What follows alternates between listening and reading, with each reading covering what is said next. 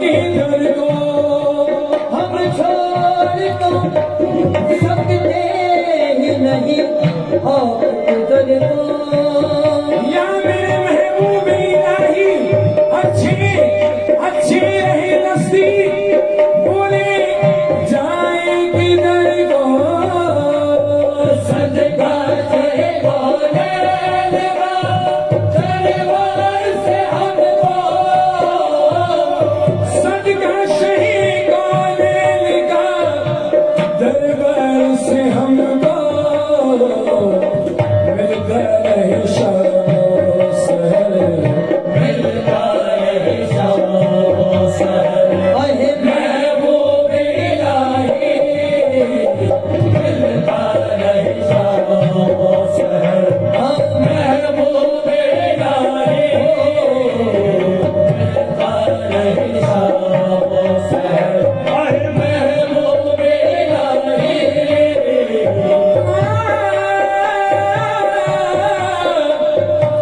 جاؤں گا ہر پیغام پہ کرتا ہوں سجدے جاؤں گا ہر پیغام پہ کرتا ہوں سجدے جاؤں گا ہر پیغام پہ کرتا ہوں سجدے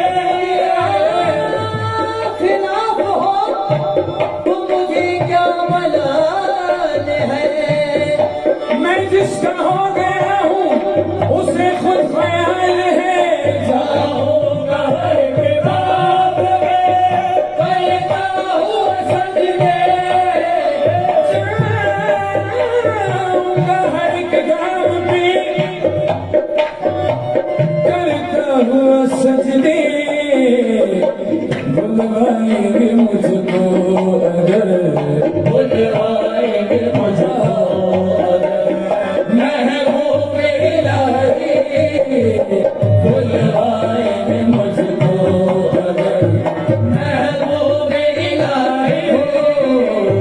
بلوائیں گے مجھ کو اگر محبوب الہی بلوائیں گے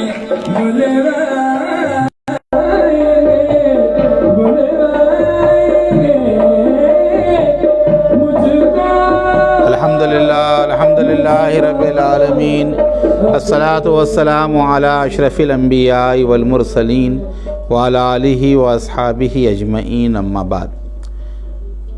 معزز محترم مکرم سامعین، اللہ والوں کی باتیں تعلق باللہ کی کیفیت کو بڑھاتی ہیں، بزرگان دین کی حکایات ہمیں درس دیتی ہیں ہم اپنی زندگی کو کس ڈھنگ سے صحیح طور پر گزاریں۔ اللہ والوں کے اقوال اور ملفوظات ان کی سال ہا سال کی زندگی کے تجربے کا نچوڑ ہوتے ہیں، اسی لیے ملفوظات کو اور تعلیمات کو، ارشادات کو بہت اہمیت دی جاتی ہے کہ ایک بزرگ نے جو زندگی اپنی گزاری تو آخر میں ان کی جو زندگی گزرتی ہے اس میں جو تجربات ہوتے ہیں وہ اپنے تجربات کو اپنی اقوال کے ذریعے لوگوں کے سامنے پیش کرتے ہیں۔ سلطان المشائخ خواجہ خواجگاں سرکار عالم پناہی نظام الدین اولیاء محبوب الہی رحمۃ اللہ تعالی علیہ کو بھی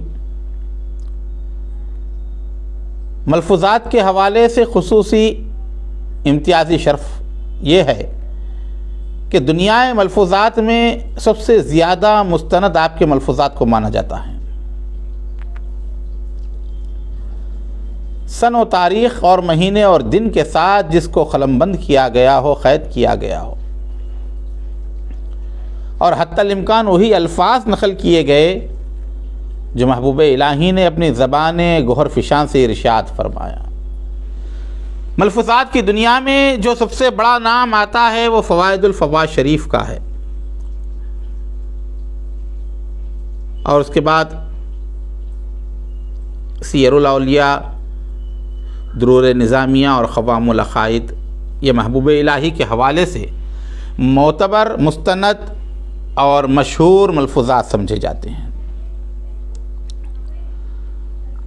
ملفوظات میں فوائد الفوائد مکمل طور پر حضرت کی تعلیمات کا مجموعہ ہیں، اور قوام العقائد اس میں حضرت کی کرامات، محبوب الہی کے ساتھ پیش آنے والے واقعات، مریدین اور خلفاء کے احوال، اور اس کے بعد آخر میں انہوں نے بطور تبرک محبوب الہی کے ملفوظات کو جمع فرمایا ہے، آپ کے اقوال کو جمع فرمایا ہے۔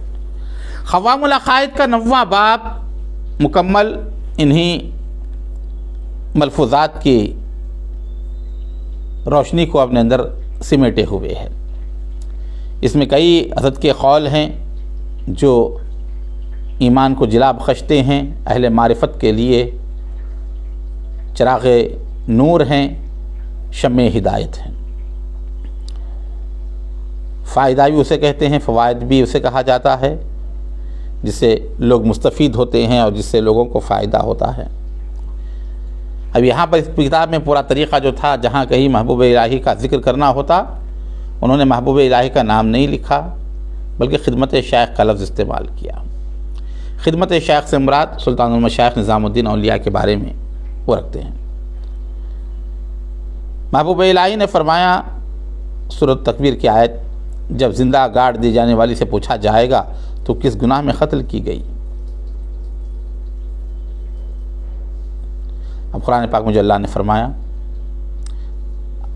دور جاہلیت میں بچوں کو گاڑ دیا جاتا تھا زندہ، تو اس کے ظاہری معنی تو یہی ہیں کہ ان سے پوچھا جائے گا کہ کس وجہ سے تجھے کاٹا گیا۔ اہل علم حضرات جانتے ہیں کہ تفسیر کی کئی اقسام ہوتی ہیں، ایک عالمانہ تفسیر ہوتی ہے، ایک عارفانہ تفسیر ہوتی ہے، ایک صوفیانہ تفسیر ہوتی ہے، ایک عاشقانہ تفسیر ہوتی ہے۔ اب یہاں سلطان المشائخ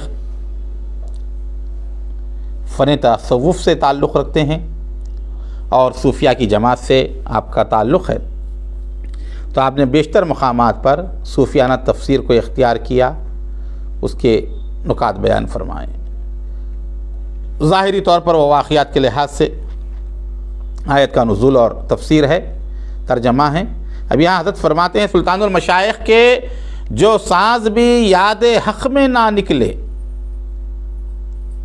اس کو زندہ نہیں کہا جا سکتا، کیونکہ حدیث پاک میں ہے زندہ اور مردہ میں فرق یہ ہے کہ زندہ ذکر الہی کرتا ہے، مردہ ذکر الہی نہیں کرتا۔ اللہ کا ذکر کرنا زندگی کی علامت ہے اور ذکر الہی سے غافل رہنا یہ مردہ پن ہے۔ اب یہاں فرما رہے ہیں کہ جو سانس بھی یاد حق سے نہ نکلے اس کو زندہ نہیں کہا جا سکتا، جب اس کی صلاحیت عطا کی گئی ہے کہ ساری سانس اللہ کی یاد میں نکلیں، تو جو سانس بھی اس کی یاد میں نہ نکلے اسے گویا زندہ درگور کر دیا۔ اللہ اکبر، اندازہ لگائیں، آپ فرما رہے ہیں کہ جیسے زندہ دفن کر دینا، تو جو سانس یاد الہی سے غافل ہے، جو یاد الہی میں نہ نکلے، فرماتے ہیں وہ زندہ درگور ہے۔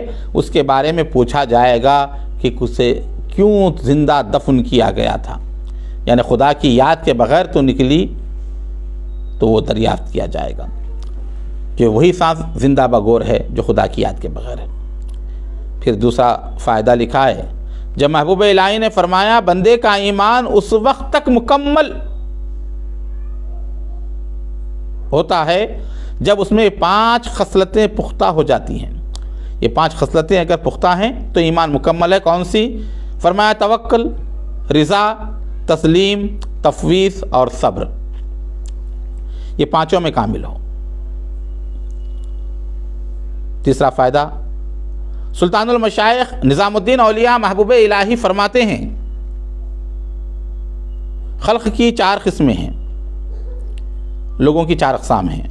بعض تو ایسے ہیں کہ ان کا ظاہر آراستہ ہوتا ہے اور باطن خراب ہوتا ہے، دیکھنے میں اچھے نظر آتے ہیں لیکن اندرونی طور پر جو باطن جو ہوتا ہے، قلب جو ہوتا ہے یا باطن جو ہوتا ہے وہ خراب ہوتا ہے۔ بعض ایسے ہیں کہ جن کا ظاہر آراستہ ہوتا ہے اور ظاہر خراب ہوتا ہے، جن کا باطن آراستہ ہوتا ہے اور ظاہر خراب ہوتا ہے۔ بعض تو وہ ہیں کہ اندر سے جو اچھے ہوتے ہیں لیکن ظاہر سے خراب ہوتے ہیں۔ کچھ ایسے ہوتے ہیں کہ جن کے ظاہر و باطن دونوں خراب ہوتے ہیں، دکھنے میں بھی خراب ہوتے ہیں اور اندر سے بھی خراب ہوتے ہیں۔ اور کچھ وہ ہیں جن کے ظاہر و باطن دونوں آراستہ ہوتے ہیں، یعنی اندر سے بھی اچھے ہوتے ہیں اور باہر سے بھی اچھے ہوتے ہیں۔ فرمایا جس گروہ کا ظاہر آراستہ اور باطن خراب ہے وہ عبادت گزار لوگ ہیں جو بہت عبادت کرتے ہیں مگر ان کا دل دنیا میں اٹکا رہتا ہے۔ ظاہر میں تو عبادت گزار ہیں، پرہیزگار ہیں، نظر آ رہا ہے، لیکن دل دنیا میں لگا ہوا ہے۔ اور جس طبقے میں باطن آراستہ ظاہر خراب ہے وہ مجذوب ہیں۔ مجذوب قسم کے لوگ ہوتے ہیں، ظاہر میں تو کپڑے صحیح نہیں رکھتے، خراب کپڑے رکھتے ہیں، لیکن اندر سے اچھے ہوتے ہیں، وہ حق سے مشغول رہتے ہیں اور ظاہر کا کوئی سر و سامان ان کے پاس نہیں ہوتا۔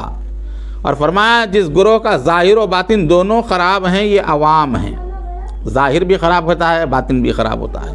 اور جن کے ظاہر و باطن دونوں آراستہ ہیں وہ مشائخ صوفیاء کرام ہیں۔ تو صوفیاء اور مشائخ کا معاملہ کیا ہوتا ہے کہ ظاہر جس طرح آراستہ ہوتا ہے باطن بھی اسی کا اس طرح آراستہ اور اچھا ہوتا ہے۔ یہ صوفیاء کرام کی شان ہے۔ مجذوب ہے تو ظاہر خراب ہے، باطن آراستہ ہے۔ اور کوئی نمازی ہے، دل کے اندر دنیا کی محبت ہے، ظاہر آراستہ ہے، باطن خراب ہے۔ مجذوب کا باطن آراستہ ہے، ظاہر خراب ہے، اور دنیا دار کا تو ظاہر بھی خراب ہے، باطن بھی، اور اللہ والوں کا صوفیاء کرام کا ظاہر و باطن دونوں آراستہ ہے۔ سلطان المشائخ نظام الدین اولیاء نے فرمایا کہ ولایت کی دو قسمیں ہیں، ولایت ایمان اور ولایت احسان۔ ولایت ایمان یہ ہے کہ جو کوئی مومن ہے وہ ولی ہو سکتا ہے۔ پھر آپ نے یہ آیت پڑھی، اللہ ولی الذین آمنوا، اللہ ان کا دوست ہے جو ایمان لائے۔ مگر ولایت احسان یہ ہے کہ کسی کو کشف و کرامات اور مرتبہ عالی حاصل ہو جائے۔ سلطان المشائخ نظام الدین اولیاء محبوب الہی نے ارشاد فرمایا توکل کے 3 درجے ہیں۔ پہلا ایسا ہے جیسے کوئی اپنے جواب دعوے کے لیے کسی کو وکیل بنائے اور اس کا وکیل دانشمند بھی ہو، ہمدرد بھی، مگر وہ کبھی کبھی اس وکیل سے کہے فلاں کام اس طرح کرنا۔ دوسری مثال یہ کہ دودھ پیتے بچے کی طرح ہو جو ماں کی شفقت پر پورا انحصار کرتا ہے اور تقاضا نہیں کرتا مگر کبھی کبھی دودھ کی طلب کے لیے روتا ہے۔ تیسرا مرتبہ یہ کہ غسل دینے والے کے ہاتھ میں مردے کی طرح ہو۔ یہ سب سے بلند رتبہ ہے کیونکہ اللہ تعالیٰ کے اوپر بھروسہ کرتا ہے، توکل کرتا ہے۔ محبوب الہی نے فرمایا توکل یہ ہے کہ کسی چیز کے ہونے یا نہ ہونے کے دونوں حالتوں میں دل مطمئن ہو۔ کوئی چیز ہے تو بھی دل مطمئن ہو، چلی بھی جائے تو مطمئن ہو، تو فرماتے ہیں کہ یہ توکل ہے۔ سلطان المشائخ خواجہ خواجگاں سرکار عالم پناہی نظام الدین اولیاء محبوب الہی نے فرمایا اگر کوئی اللہ کی طرف متوجہ ہوتا ہے اور اس پر پورا بھروسہ اور اعتماد کرتا ہے اور اپنے کام اس کے سپرد کرتا ہے، حوالے کرتا ہے، اور خود کو بھی اس کے حوالے کر دیتا ہے، اپنے افعال کو بھی حوالے کر دے، اپنے آپ کو حوالے کر دے، اور جو تکلیفیں پیش آتی ہیں ان میں ثابت قدم رہتا ہے تو اسے کسی چیز کی کمی نہیں رہتی اور وہ اللہ کا کرم طرح طرح سے دیکھتا رہتا ہے۔ اسے نظر آتا ہے کہ اللہ تعالیٰ کا کرم کہاں کہاں نازل ہو رہا ہے، جو اپنے کاموں کو بھی رب کے حوالے کر دے اور خود کو بھی رب کے حوالے کر دے۔ سبحان اللہ۔ سلطان المشائخ خواجہ خواجگاں سرکار نظام الدین محبوب الہی نے فرمایا بندے کو ہر وقت اللہ کی رضا کا طالب رہنا چاہیے۔ اگر تمام عمر میں ایک بار بھی رضائے حق کی تلاش کر لے تو وہی کافی ہے۔ پوری عمر میں اگر ایک مرتبہ بھی اللہ کی رضا مل جائے کافی ہے۔ حضرت خواجہ نظام الدین اولیاء ارشاد فرماتے ہیں جب تک اپنے اختیار اور تدبیر کا ترک اور اطمینان قلب مرد کی صفت نہ ہو اور اس کیفیت سے ٹھہراؤ پیدا نہ ہو ہرگز مشغولی یہ باطن نصیب نہیں ہو سکتی۔ محبوب الہی نے ارشاد فرمایا مرد کو ایسا ہونا چاہیے کہ اس کے سر پر پاؤں رکھنا یا پاؤں سر پر رکھنا دونوں اس کے نزدیک برابر ہو جائیں۔ اللہ اکبر، یہ شان اللہ والوں کی یہ کیفیت ہونی چاہیے۔ کیا فرما رہے ہیں کہ سر پر پاؤں رکھنا یا اس کے پاؤں پر سر رکھنا یہ دونوں برابر۔ ایسے شخص کے پاؤں پر سر رکھا جا سکتا ہے، اس سے اس کا کچھ نقصان نہیں ہوتا اور سر رکھنے والے کو فائدہ ہوتا ہے۔ جب یہ کیفیت کا حامل کوئی ہے تو فرما رہے ہیں کہ اس کے پاؤں پر سر رکھ دو، اس کا کوئی نقصان نہیں بلکہ پاؤں پر سر رکھنے والے کا فائدہ ہوتا ہے۔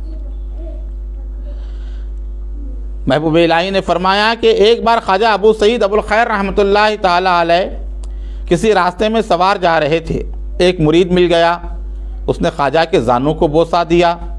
خواجہ نے فرمایا اور نیچے۔ اس مرید نے رکاب کو چوما۔ خواجہ نے فرمایا اور نیچے۔ اس نے گھوڑے کے زانوں پر بوسہ دیا۔ خواجہ ابو سعید نے فرمایا اور نیچے۔ اس شخص نے گھوڑے کے سم کو چوما۔ کسی مخالف کو اس کی خبر ہو گئی، اس نے حضرت ابو سعید سے پوچھا یہ کیا تھا؟ تب ابو سعید ابو الخیر نے اس سے فرمایا وہ جتنا نیچے کو جھکتا تھا اس کے مقامات و درجات بلند تر ہوتے جاتے تھے۔ وہ دیکھ رہے تھے درجے اس کے بلند ہو رہے ہیں، تو انہوں نے کیا کیا اتنا اس کو جھکایا۔ سلطان المشائخ خواجہ نظام الدین اولیاء محبوب الہی نے فرمایا حضرت عیسیٰ علیہ السلام نے کسی شخص کو سویا ہوا دیکھا اور کہا اٹھ اور اللہ کی عبادت کر۔ اس شخص نے کہا میں ایسی عبادت کر چکا ہوں جو ساری عبادتوں سے بہتر ہے۔ حضرت عیسیٰ علیہ السلام نے پوچھا وہ کون سی عبادت ہے؟ اس نے کہا میں نے دنیا کو دنیا والوں کے لیے تیاگ دیا ہے، یعنی دنیا والوں کو دنیا کے حوالے کر دیا، دنیا کو دنیا داروں کے حوالے کر دیا، یعنی دنیا کو میں نے چھوڑ دیا ہے، اسی لیے جو ہے میں سو رہا ہوں۔ کہتے ہیں کہ حضرت نے فرمایا تو ٹھیک ہے، اگر ایسا تو نے کیا ہے تب تجھے سونا سزاوار ہے۔ سلطان المشائخ نظام الدین اولیاء محبوب الہی نے فرمایا اللہ کی طرف جانے کے راستے خلق کی سانسوں کی تعداد کے برابر ہیں۔ مخلوق جتنی سانسیں لیتی ہیں اس کی تعداد کے برابر راستے ہیں جو اللہ تک جاتے ہیں۔ ہر کام میں سچائی اخلاص ہونی چاہیے، جھوٹ نہ ہو، چاہے وہ تحریر ہو، چاہے وہ تقریر ہو، یا چاہے گفتگو ہو، سچائی ہو۔ آج کا رواج بنا ہوا ہے، لوگ جو من گھڑت روایتیں بیان کرتے ہیں تو انہی کو واہ واہ کہتے ہیں، جو جھوٹے قصے بیان کرتے ہیں انہی کی ججہ ہوتی ہے۔ تو موضوع چیزیں جو ہے ہی نہیں وجود میں، بناوٹی بنا رہے ہیں، حقیقت سے کوئی تعلق ہی نہیں ہے، سچائی نہیں ہے اس میں۔ فرماتے ہیں ہر کام میں سچائی ہونی چاہیے تاکہ جس شخص میں بھی ہو وہی اس سے اللہ تک پہنچا دے۔ اگر تحریر میں سچائی ہے تو تحریر اللہ تک پہنچنے کا ذریعہ ہے، تقریر میں سچائی ہے تو تقریر اللہ تک پہنچانے کا ذریعہ ہے۔ سلطان المشائخ نظام الدین اولیاء نے ارشاد فرمایا خلق کی نظر اعمال پر ہے اور حق تعالیٰ نیت کو دیکھتا ہے۔ اگر نیت نیک ہو اور حق کے لیے ہو تو تھوڑا سا عمل بھی کافی ہے۔ لوگ کیا کرتے ہیں عمل کو دیکھتے ہیں اور اللہ نیت کو دیکھتا ہے۔ اللہ عمل کو نہیں، اس کی نیت کو دیکھتا ہے۔ اس لیے فرمایا گیا کہ مومن کی نیت مومن کے عمل سے بہتر ہے۔ کیوں؟ اگر نیت نیک ہے، تھوڑا بھی عمل ہے تو اللہ اسے قبول کرتا ہے، وہ کافی ہے۔ محبوب الہی نے فرمایا، خواجہ جنید نے فرمایا 1000 پیر طریقت کا اجماع ہے کہ اتنی ریاضت کافی ہے کہ جب بھی اپنے دل کو تلاش کرو تو اسے حق سے وابستہ پاؤ۔ بلکہ اتنا ہے، دل کو جب بھی دیکھو حق کے ساتھ لگا ہوا ہے۔ بزرگوں نے فرمایا نا کہ دست بکار دل با یار، ہاتھ کام میں لگے رہے اور دل جو ہے یار کی طرف لگا رہے۔ تو فرماتے ہیں کہ اتنا ہے تو کافی ہے۔ محبوب الہی نے فرمایا دلوں کے اعمال کا ایک ذرہ اعضاء کے اعمال کے پہاڑوں سے بھی افضل ہے۔ نیت اچھی ہو، دل صاف ہو تو فرماتے ہیں کہ دل کا ایک ذرہ عمل کا ظاہری اعضاء کے پہاڑوں جیسے عمل سے بہتر ہے۔ فائدہ محبوب الہی نے فرمایا ایک سالک ہوتا ہے، ایک واقف ہے، ایک راجع۔ سالک وہ ہے جو راستہ چل رہا ہے، سلوک طے کر رہا ہے، اسے کہتے ہیں سالک۔ واقف وہ ہے جو اس راہ میں ٹھہر گیا ہو۔ اگر سالک سے عبادت میں کچھ فطور واقع ہو جاتا ہے تو وہ ٹھہر جاتا ہے، اس کی اگر جلدی خبر لے لے اور توبہ کر لے تو پھر سالک ہو جاتا ہے، چلنے لگتا ہے۔ اگر عیاذاً باللہ اسی حالت پر قائم رہے تو پھر پیچھے کو پلٹنے لگتا ہے۔ جو سلوک طے کرنے والا ہوتا ہے نا، جب رک جاتا ہے تبھی پھر وہ فوراً توبہ کر کے آگے بڑھے تو آگے بڑھ جاتا ہے، ورنہ پھر پیچھے کی حالت پہ ہی آ جاتا ہے وہ۔ محبوب الہی نے فرمایا کہ جان لو کہ جو مرید مردان خدا کے مقام تک پہنچتا ہے وہ 2 صفتوں سے پہنچتا ہے، صدق اور اخلاص۔ اور یہ دونوں باتیں درست نہیں ہوتی جب تک کہ دونوں باتوں سے شریعت کے حکم کا اتباع کرنا اور مخلوق خدا سے کنارہ کشی کرنا، یعنی صدق اور اخلاص کب مکمل ہوں گے؟ جب وہ شریعت کی اتباع کرے گا اور مخلوق سے دور رہے گا تو یہ مکمل ہوں گے۔ رسول پاک صلی اللہ علیہ وسلم نے فرمایا، نیکی کی راہ دکھانے والا، صدق نیکی کی راہ دکھانے والا ہے، صدق جو ہے وہ نیکی کی راہ دکھاتا ہے۔ محبوب الہی نے فرمایا، مرید کے لیے ضروری ہے کہ دولت، جاہ اور خلق سے قطع نظر کر کے ان سے نکل آئے تاکہ وہ خواہشات نفسانی کے نہایت باریک رمز اور نفس کے چھپے ہوئے عیوب کو جان سکے۔ فائدہ زید بن اسلم کہتے ہیں، مرد درویش کا کمال 2 خصلتوں سے ہے۔ صبح کو جب بیدار ہو تو کسی گناہ کا ارادہ نہ کرے، جب نیند سے اٹھ جائے تو وہ کسی گناہ کا ارادہ نہ کرے، اور رات کو جب سونے کے لیے لیٹے تو کسی گناہ کا قصد نہ ہو۔ جب زہد و تقوی کی بنیاد مضبوط ہو جاتی ہے تو اپنا نفس اس پر منکشف ہو جاتا ہے۔ زہد و تقوی جب پکا ہو جائے گا نا، نفس کی کیفیت، نفس کی شکل ظاہر ہوتی ہے، وہ حجابوں سے باہر نکل آتا ہے، نفس کی تمام حرکتیں اور خفی شہوات اسے معلوم ہو جاتی ہیں۔ مرید کو یہ زیب دیتا ہے کہ خود اپنے احوال کا اور اقوال کا محاسبہ کرتا رہے، خود جانچے میں نے کیا کیا ہے، اپنے احوال اور اپنے اقوال، اور اپنے نفس کو اس بات کی چھوٹ نہ دے کہ وہ کوئی حرکت کرے یا کوئی کلمہ زبان سے غیر حق کے لیے نکالے۔ سلطان المشائخ نے فرمایا، یہ کہا گیا ہے کہ ملنے جلنے والوں کا زیادہ ہونا صدق کی کمی کی وجہ سے ہوتا ہے۔ یہ مرید کے صدق میں کمی کی وجہ سے ہوتا ہے کہ اس کے ہمنشین زیادہ ہوں، اس لیے کہ سب سے زیادہ نفع دینے والی چیز خاموش رہنا ہے اور خلق کی باتوں سے بچنا ہے، کیونکہ اس کا باطن بھانت بھانت کی باتیں سن کر متغیر ہو جاتا ہے، اور مبتدی مریدوں کے باطن شمع کی طرح ہوتے ہیں جو ایک پھونک سے بجھ سکتی ہے، اور اکثر ایسا ہوتا ہے کہ مبتدی صرف خلق کو دیکھنے سے ہی نقصان زدہ ہو جاتا ہے، اس طرح فضول نگاہ کرنے سے یا فضول چلنے سے۔ خواجہ سفیان فرماتے ہیں رحمۃ اللہ تعالی علیہ، کچھ لوگ اصول کو چھوڑنے کی وجہ سے اصول خدا رسیدگی سے محروم رہ گئے، یعنی جس کا قول و فعل صرف ضرورت کی بقدر نہ ہوگا وہ اس پر قادر نہ ہو سکتا ہے کہ اپنا کھانا پینا اور سونا ضرورت کے بقدر کرے، یعنی جو جتنی ضرورت ہے اتنا بولے گا، قول و فعل ضرورت کے بقدر کرے گا تو اس کا کھانا پینا بھی جو ہے بقدر ضرورت ہوگا، جو زیادہ بولے گا ضرورت سے اس کا کھانا پینا بھی زیادہ رہے گا۔ جب ضرورت سے زیادہ کرے گا تو دل کی عزیمت ارادے سے اسے رخصت ہو جائے گی اور وہ ایک ایک کر کے اپنے مقاصد سے نیچے گرتا چلا جائے گا۔ فرمایا، کسی مرید کے لیے یہ مناسب نہیں کہ وہ دنیا داروں میں سے کسی سے شناسائی پیدا کرے، کیونکہ ان دنیا داروں کی جان پہچان بھی زہر قاتل ہوتی ہے۔ ابھی تو خاص صوفیہ کے لیے کہ وہ دنیا داروں سے جو ہے دور ہی رہیں۔ اہل دنیا سے شناسائی زہر قاتل ہے، قتل کرنے والا زہر، کیونکہ دنیا حق کی مبغوضہ ناپسندیدہ ہے۔ جو اس کی رسی پر ہاتھ مارتا ہے وہ اسے دوزخ کی طرف کھینچ کر لے جاتی ہے، اور کوئی رسی اللہ والوں، اس کی طلب کرنے والوں اور سے محبت کرنے والوں کی رسی سے زیادہ مضبوط نہیں، کیونکہ اہل دنیا سے شناسائی وہ چاہے یا نہ چاہے اسے دنیا کی طرف کھینچتی ہے۔ حضرت جنید بغدادی نے فرمایا، جو رکاوٹیں اور دشواریاں مرید کو اصول خدا تک پہنچنے سے روکتی ہیں، ان میں سب سے زیادہ قوی اور غالب یہ ہے کہ شروعات بگڑ جائیں۔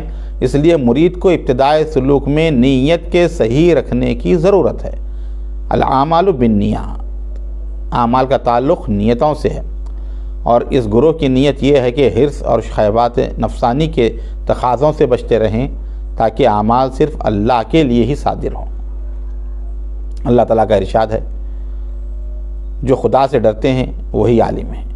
اس آیت کا مقتضا یوں ہوگا کہ جو خدا سے ڈرتا ہے اس وقت جب کوئی حرام اس کے سامنے آتا ہے اس سے باز نہیں رہتا تو وہ عالم نہیں۔ اب یہاں فرمانے کہ کون ہیں جو اللہ سے ڈرنے والے علماء ہوتے ہیں، قرآن میں جو کہا گیا، تو حرام بھی آ جائے تو وہ رک جاتا ہے، تب کہیں گے کہ ہاں یہ عالم ہے، چاہے لوگ اسے عالم کہاں کریں۔ جو باز نہیں رہتا وہ عالم نہیں ہوتا، کیونکہ یہ کہا گیا ہے کہ جو عالم جو علم حاصل کرتا ہے اور جیسا تھا اس سے بہتر نہیں بنتا، خدا سے نہیں ڈرتا، تو جان لینا چاہیے کہ جہل اس کے ظاہر سے باطن کی طرف چلا گیا ہے، دور نہیں ہوا، چھپ گیا ہے۔ امام اعظم رضی اللہ عنہ سے پوچھا گیا فقیہ کون ہیں، فقہ کا جاننے والا کون ہیں؟ انہوں نے جواب دیا جو اللہ سے ڈرتا ہے اور پرہیزگار ہے، اللہ کا ڈر ہو اور پرہیزگاری ہو۔ اللہ تعالیٰ فرماتا ہے اگر تم پرہیزگار بنو گے تو اللہ تمہیں حق و باطل میں تمیز کرنے والا بنا دے گا، اور کہا بہت زیادہ شاگردی کرنے سے تمہیں علم سکھا رہا ہوں اور ایسی باتیں اخبار میں بہت سی آئی ہیں۔ خواجہ منصور عمار نے کہا خلق میں سب سے زیادہ عالم وہ ہے جو اللہ کی زیادہ اطاعت کرتا ہے، جو اللہ کی جتنی زیادہ فرما برداری کرے گا، کہہ رہے ہیں کہ وہ اتنا بڑا عالم ہے اور اسے ڈرتا ہے، اور سب سے بڑا جاہل وہ ہے جو گناہ کرے اور خود کو محفوظ سمجھے۔ خواجہ بشر حافی حضرت خضر سے ملے اور دعا کی درخواست کی، خواجہ نے فرمایا خدا اپنی اطاعت تم پر آسان کر دے۔ انہوں نے کہا کچھ اور کہا اور تمہاری اطاعت کو تم سے پوشیدہ رکھے، یعنی اس کو دیکھتے مت رہو جو عبادت کر رہے ہو کہ میں نے اتنے اعمال کیے اتنے اعمال کیے۔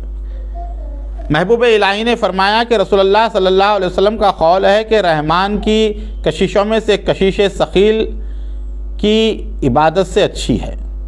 خواجہ بن عبداللہ کہتے ہیں بندے کو اللہ کی مدد اس کی نیت کے بقدر ملتی ہے، جس کی نیت پوری ہے اسے اللہ کی مدد بھی پوری ملتی ہے۔ خواجہ سلیمان دارنی نے کہا حق تعالیٰ سے ایسے ڈرو کہ اس کی رحمت سے نا امید نہ ہو جاؤ، اور ایسی امید رکھو کہ اس کی پکڑ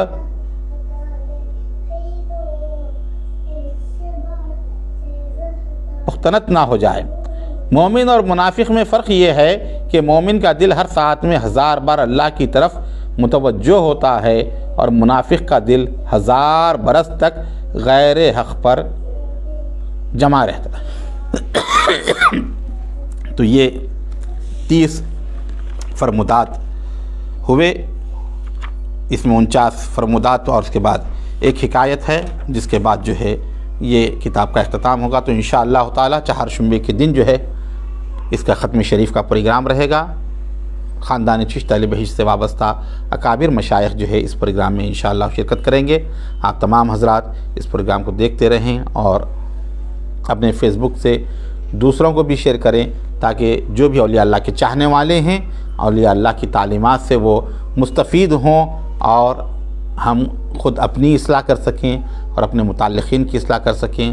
اللہ تعالیٰ سے دعا ہے کہ اللہ تعالیٰ جو کچھ پڑھا جا رہا ہے سنا جا رہا ہے اس پر عمل پیرا ہونے کی ہمیں توفیق عطا فرما۔ این دعا زمن جملہ جہاں آمین بات الہی تابوت خورشید و ماہی چراغ چشتیاں را روشنائی۔